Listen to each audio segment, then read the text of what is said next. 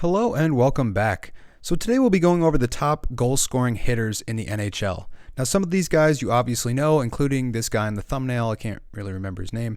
But anyways, today we'll cover guys who hit and score some goals and give you options that might actually be available on your waiver wire. Now some of these guys are a little bit more complete. Some of them are specialty tools, but if you're in a bangers league of any kind, you're going to want to target these guys as they cover at least two categories pretty well. So right off the bat, this is a visualization where you see goals per game sorted from top to bottom and then hits going further out to the right. So right off the bat, you see why Ovechkin and Evander Kane are so valuable in fantasy and why they're constantly picked high in the draft. Now this is just goals and hits. They both also get shots, power play points, and a bunch of other things as well. So obviously Ovechkin's at 100% ownership. I would imagine Kane would be higher than this if he weren't on IR right now. But either way, these guys are very, very valuable in fantasy, and this is one of the main reasons why. Now the second thing I noticed when I was looking at this is Noel Acciari down here, 3 hits per game. That's really good for a forward. Usually you get that kind of production out of a defenseman, and we will talk about him later in the video. Now, the top 10th percentile or 90th percentile cutoff, however you want to look at it, is 2.45 hits per game. So anybody who's hitting more than that is better than 90% of the league. So that's what that means, and that's what we're going to try to look for today. Some of the guys we look at are going to be a little bit below that, but they also score, so that makes them a little bit more valuable for both. So right off the bat, we're going to go from top to bottom. We'll start with Ondrej Palat, who is currently on the IR, but he's about to come back. The reason why he's so high on this list is it's a small sample size. He only played 6 games so far this year. He had 3 goals in those 6 games, so his goals per game average is very high. But he's usually around a 0.23 goal per game, which still isn't that bad. It's not great though compared to some of these other players that we'll see, but this is his previous year's player hub. This was 21-22 when he was with Tampa, and you can see he's a very complete player. And if you compare that to this past 6-game sample, he didn't get any power play points, no assists either. So this is bringing down his rating for this year. So I would expect him to be somewhere in the 60 to 70 range in terms of his rating on the Data Draft Player Hub, which you can find in the Patreon link in the description below. But he is usually a very complete player. He could be back within the next 2 weeks. He skated on Tuesday. I didn't get a specification as to whether or not he was in a non-contact jersey. But if he is back, he's going to be in the top 6, either playing with Jack Hughes or Nico Hischier. Both are playing very well this season. I just highlighted Hischier on the Data Draft Instagram. Jack Hughes is well over a point per game player, so both of those centers are going to give him excellent line exposure in the top 6, and he probably will factor in on the power play, though it is difficult to predict because they were using Nathan Bastian on that power play unit, but the power play has not been great, so maybe he does get a look there. But either way, he's a single position eligible left winger, 26% owned, and I would expect that ownership would start to climb as he gets back to healthy. But he's definitely a guy who's a more complete version of this hits and blocks coverage guy as opposed to just a specialty tool. So as we move to the next guy, he's a little bit more of that specialty tool in the sense that his goals per game is a lot higher and his hits per game is high as well. And that's Lawson Crouse. He's 13% owned, dual eligible winger, which does make him a little bit more valuable. And you can see that 0.42 goal per game. That's a 34 goal pace, which is really good, especially for a team that doesn't score that often. So typically Arizona's in the bottom 5 in team goals for per game.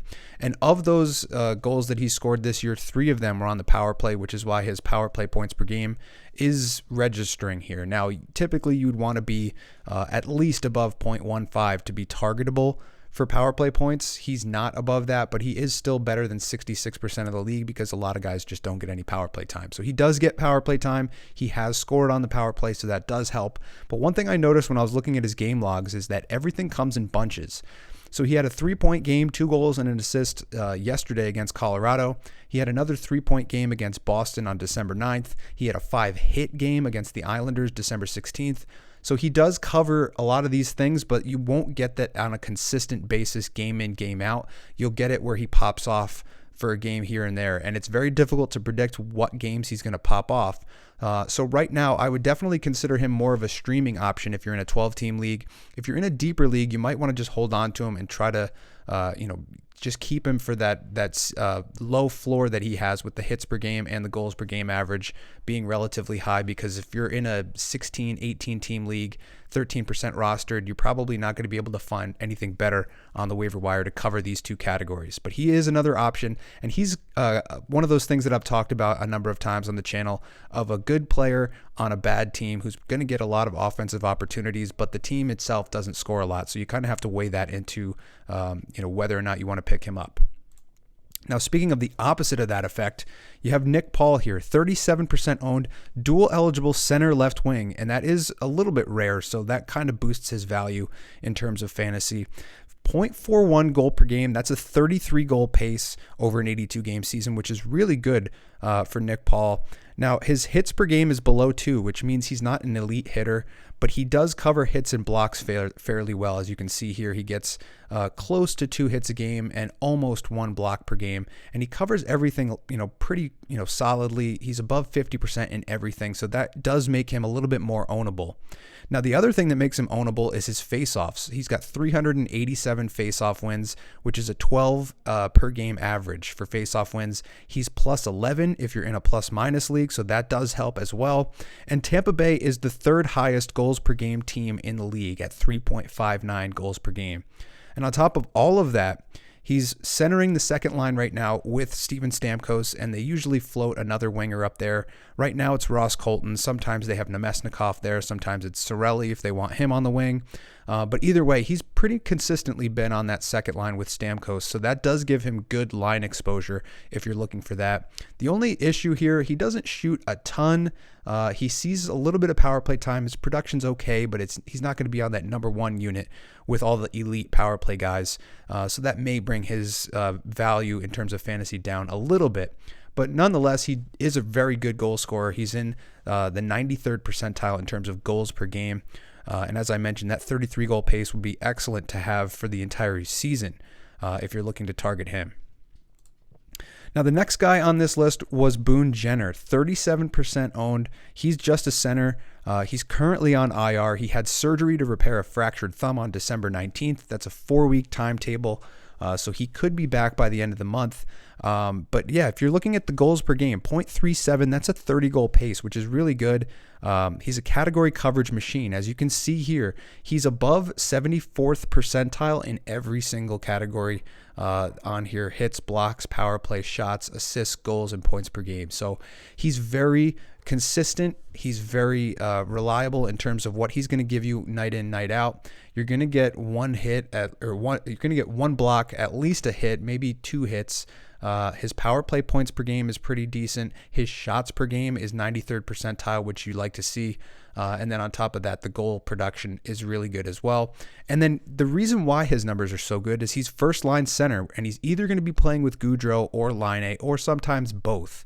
And then he is getting the power play one time. So that does make him a little bit more valuable. And if you're in a face-off league, he's 11th in the league in face-off. So then he becomes even more valuable. And that's probably why his ownership is relatively high compared to some of these other guys that you can probably find on your waiver wire.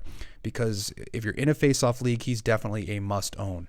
But this is a guy that's, we talked about it at the top of the video. He's definitely a complete player. He covers a little bit of everything. So if you're in a categories league, this is what you're going to want to look for. You can see that's why his rating is so high. He's an 81 on the Data Draft Player Hub because he covers all of these categories very well. He's not dipping in any one particular area. So that does make him a little bit more ownable in category leagues. Now, the next guy on this list I've talked about a number of times early in the season as he was getting a lot of goal production, and that's Nino Niederreiter, 14% owned. He's a single position left winger, which does kind of hurt his fantasy value a little bit, but a 0.34 goal per game, that's a 27 goal pace, 2 shots per game and 2 hits per game average. So 2.09 hits per game and 2.06 shots per game. So that's going to give you a nice floor to his fantasy file because every game he might not score, but he's probably going to get a couple of shots and hits. He does factor into the top 6, and he's on the second power play unit. His power play production isn't crazy good, but it is there in terms of, he does get a couple of opportunities on the power play, and he does cash in every now and then. But you're obviously going to want to target him for his goals, shots, and hits production. And then on top of that, the only thing that you have to kind of counterbalance this with is that Nashville's third worst in goals for per game, with 2.48. And you'll see that as we move forward in this video, a lot of guys are on teams that aren't prolific offensively, and they're not going to get a ton of volume in terms of if you're picking up a guy like Nick Paul, that team scores at least one more goal per game than Nashville. So every game you're going to have that much more of an opportunity to have Nick Paul cash in for you as opposed to Niederreiter. So that does kind of counterbalance it. But in terms of, if you're in a deeper league, anything above a 12-team league, if you're in a 14 or above, this guy's definitely somebody that you want to target for that hits, shots, and goal production. Now, moving down the list, Owen Tippett, 14% owned as well. He's dual eligible, which makes him a little bit more valuable. He's on a 27 goal pace, pretty good, 86th percentile. He gets a couple more shots, 2.4 shots per game. His power play production is a little bit better. And then he's getting close to 2 hits per game on top of that as well. He covers a lot of categories. The assists aren't there right now, but he's playing top 6 and second power play unit. And this is another one of those things that I was talking about. Philly's 4th worst in goals for per game, 2.57, just behind Nashville, or ahead of Nashville, however you want to frame it. So there's not a lot of offense to go around in Philly, but he's one of the guys that's getting counted on for that offense. Obviously, they've been messing around with Kevin Hayes, taking him out of the lineup. Right now, Hayes is on the 3rd line. They have Morgan Frost, who they've injected into the lineup, and that's who's Owen Tippett's center on the top line right now is Morgan Frost. So you kind of have to monitor the line assignment because some guys are better dishers. And earlier in the season, his shots per game numbers were higher, so he's kind of dipped down a little bit, but he is capable of being a volume shooter. So that is something that you want to pay attention to. Overall, a pretty good rating for Owen Tippett, even considering that team exposure. Now, the next guy on this list, Jordan Staal, I just mentioned him in the weekly video because he had a very good week, 5 points in 3 games. He's not as complete as some of the other guys on this list. As you can see, he doesn't have any power play points. He doesn't get any power play time at all. He's a 3rd-line center, which does kind of hinder his fantasy value.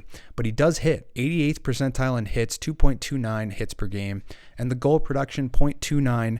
That's a 23-goal pace, which isn't crazy good, but it's not bad. You'll notice that in the preseason, I was talking about Tanner Jeannot, and he was closer to 4 hits per game, but his goal production, he had 24 goals last year. So that's kind of right around where you would want your goal pace in terms of your hits guy. So if he's your hits guy, he's at least going to cover that goal pace that you would like. On top of all that, if you're in a league with faceoff wins, he's 14th in the league in faceoffs, despite being the 3rd-line center. Obviously, Carolina is a wagon right now. They are one of the hottest, if not the hottest team in the NHL, and they were having a little bit of trouble scoring earlier in the season. Lately, they've jacked it up, and they're averaging over 3.5 goals per game over the last month or so.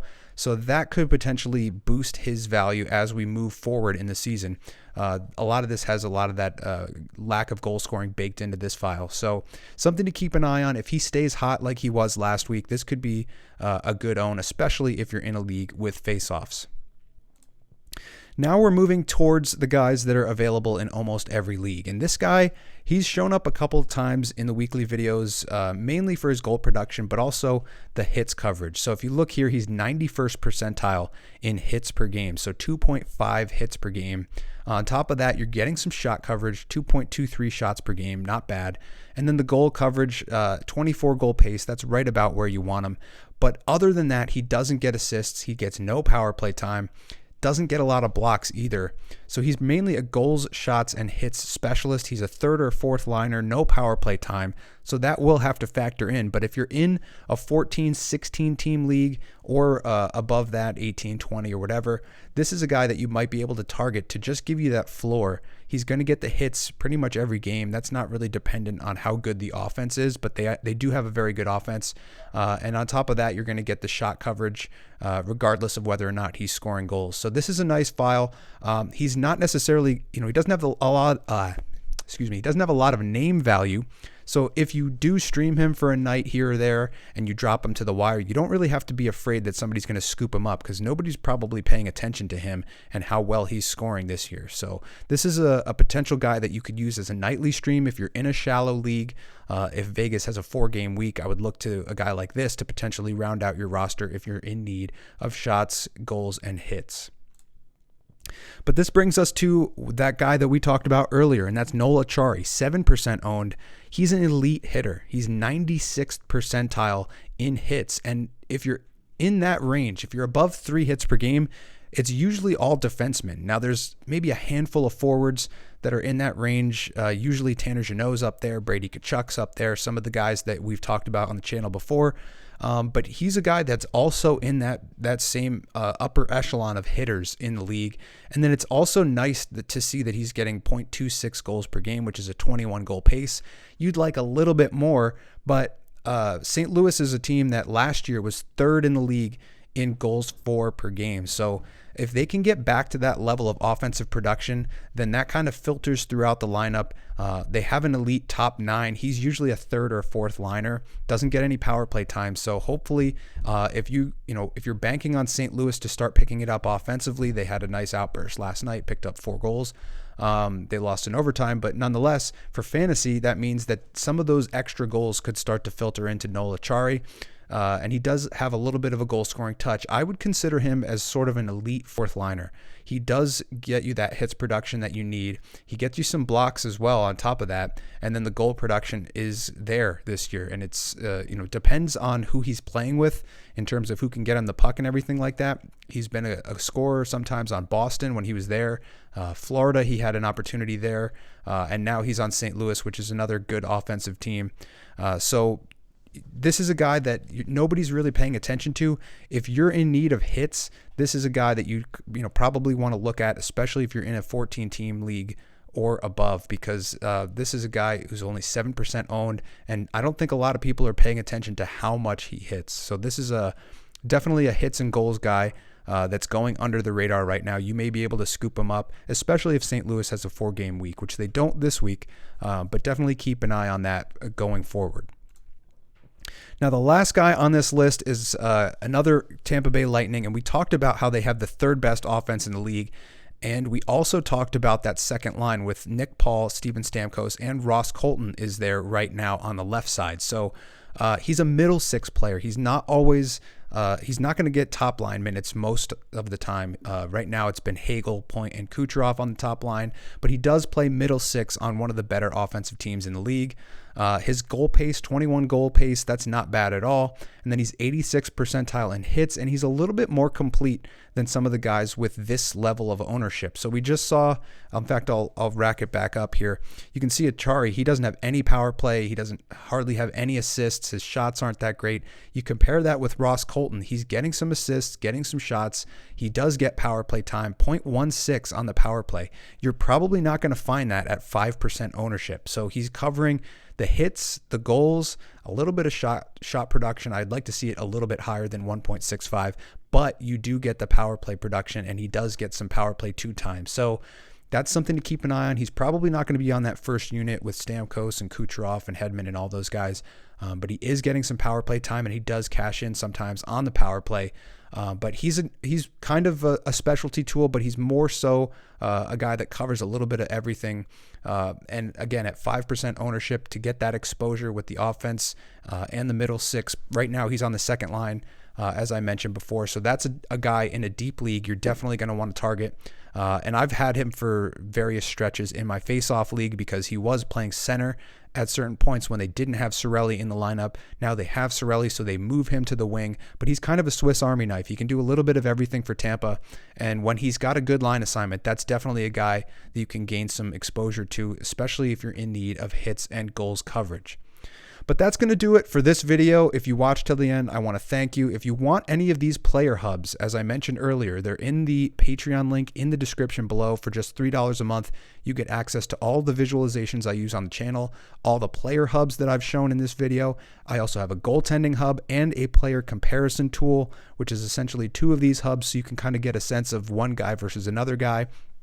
It's definitely a good tool to have to evaluate waiver pickups, trade-off offers, and things like that. And then for $5 a month, you get access to the Data Draft Discord, which is essentially a group where you can bounce ideas off of. You can ask the entire group, myself included, about potential lineups for the evening or potential waiver options, streams for the week, trade offers, all of that. We all kind of chip in. We all cover a different team.